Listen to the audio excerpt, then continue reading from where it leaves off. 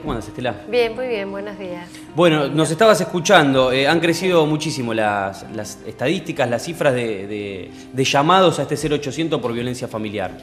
Sí, y bueno, y escuchaba este comentario que ustedes hacían respecto a cómo ponerle palabras a la violencia que se sufre y cómo encontrar a dónde hacer estas denuncias.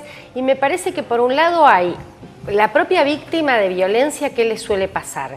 Cuando llega el golpe es porque primero se minó la voluntad, ¿no? Hay primero todo un maltrato psicológico, una desvalorización, toda una cuestión de incluso de culpabilización. Muchas veces las personas que sufren violencia sienten que son las responsables, porque además hay una baja autoestima.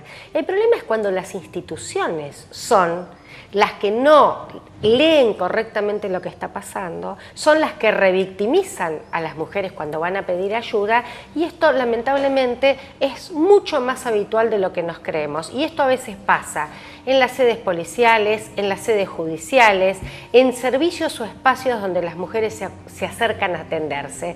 Creo que estos años avanzamos muchísimo en la legislación vigente. No solo tenemos la ley 26.485, la integral de prevención, sanción y erradicación de la violencia contra las mujeres. La provincia de Buenos Aires adecuó su legislación provincial a la nacional, que tiene una batería muy interesante de dispositivos de atención, pero me parece que no alcanzan todavía, no son suficientemente inteligentes, por decirle de algún modo, los dispositivos para evaluar riesgos.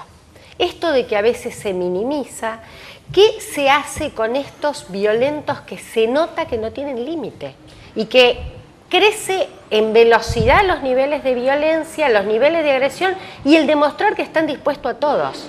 Entonces me parece que las herramientas para evaluar riesgo y las herramientas para intervenir, para prevenir los femicidios, son claves que se mejoren en la provincia de Buenos Aires y en todo el país. Sin dudas, qué importante eso que remarcabas recién vos.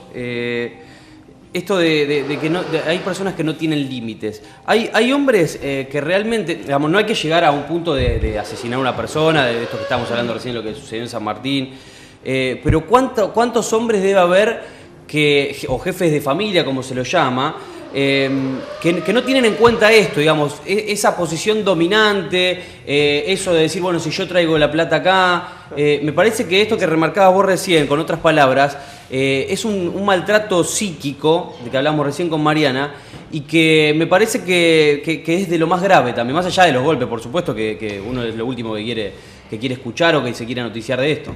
Sí, a mí me parece que hay como un fenómeno que es a donde vos apuntabas recién. Hay en la raíz de la violencia de género una matriz que tiene que ver con las relaciones históricas asimétricas de poder entre varones y mujeres.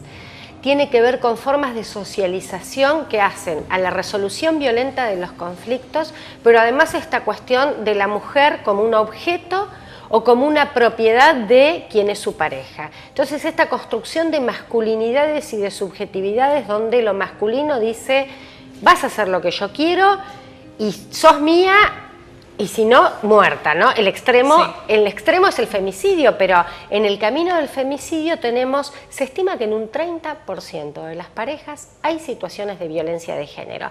Esta matriz histórica de relaciones asimétricas de poder, de cuestiones que hay que reflexionar, no solo digo, porque me parece que las mujeres estamos en la sociedad claramente en un papel bien distinto. Estamos participando en espacios de trabajo donde no estábamos, en espacios políticos, sociales, laborales, y hay como un desajuste de las masculinidades, como todavía se convive con esta idea del lugar tradicional del varón, el varón como jefe, como autoridad, como proveedor. Esto está puesto en cuestión en esta sociedad y muchas veces la fórmula de restablecer esto es la violencia, y es además claramente cuando se ven las historias de la violencia de las parejas, hay una cristalización de los roles masculinos y femeninos de la forma más tradicional, más patriarcal, más machista.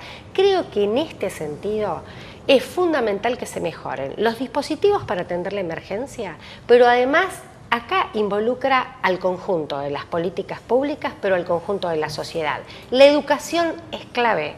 cómo reformulamos desde los primeros años educativos los estereotipos de género, la construcción de masculinidad y feminidad, la implementación plena de la educación sexual integral, que claramente revisa estereotipos y dice cómo construimos vínculos que reconozcan las diferencias, que sean respetuosas de ellas.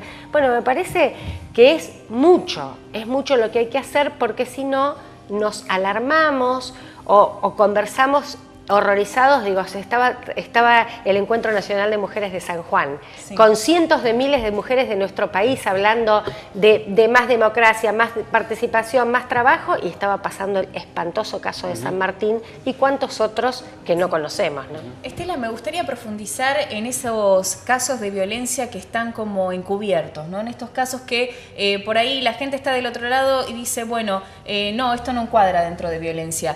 ¿Podemos dar algunos ejemplos de violencia encubierta? Por ejemplo, en el tema de la asimetría de poder o el tema de quién trae la plata a la casa. ¿Cómo la mujer puede sentir que la otra persona está oprimiendo su voluntad? Bueno, esa es tal cual una forma de control, ¿no? Muchas veces, es más, a veces en situaciones de violencia es hasta la propia mujer la que cobra más, pero el que maneja la plata es el marido y el que se la saca. O una forma de decirte en qué gastaste, qué hiciste, estos mecanismos de control. Y uno típico que acá lo hemos conversado ya en alguna oportunidad, y que a veces la señal está desde el noviazgo, no es ya cuando conformaste la pareja y vivís, los celos. ¿No? Esta cosa de los celos como un mecanismo de control, porque convivimos también en las parejas con esta idea del amor romántico, ¿no?